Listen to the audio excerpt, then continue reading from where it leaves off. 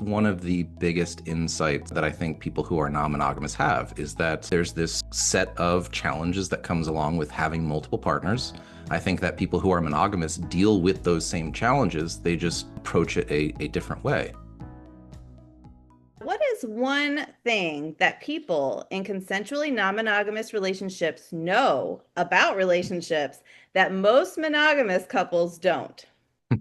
Maybe the extent to which you can actually share information and you think that that information will be tricky to handle, but it's actually less tricky than you think. Where my mind goes to is one of the things that we identified in our research is something like attraction disclosure. So that is actually talking to your partner about your attractions to other people. And I think that that's often seen as kind of a big no-no, especially to monogamous people, because it's seen as this kindness to hide the information from your partner, not let them deal with that or understand that you are human and that you may have attractions to other people. And it's not so much the attraction that's the problem, but perhaps what you do about it. And so I think what a lot of people who are consensually non-monogamous understand is that you can talk about these things and actually alleviate a lot of anxieties and a lot of fears around those experiences, learning to communicate about them with your partner. I think that's one of the biggest insights that I think people who are non-monogamous have is that there's this set of challenges that comes along with having multiple partners.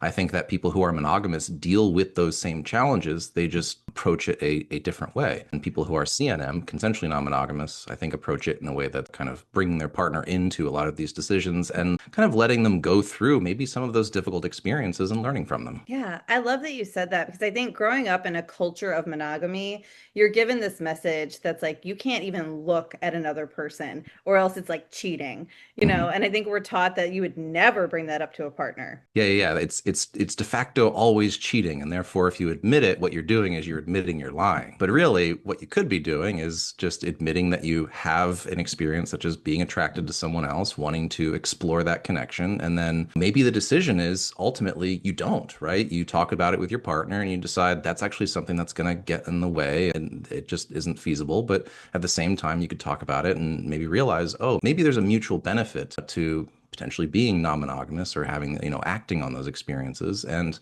if there is, what can we do to prevent some of the problems you might anticipate?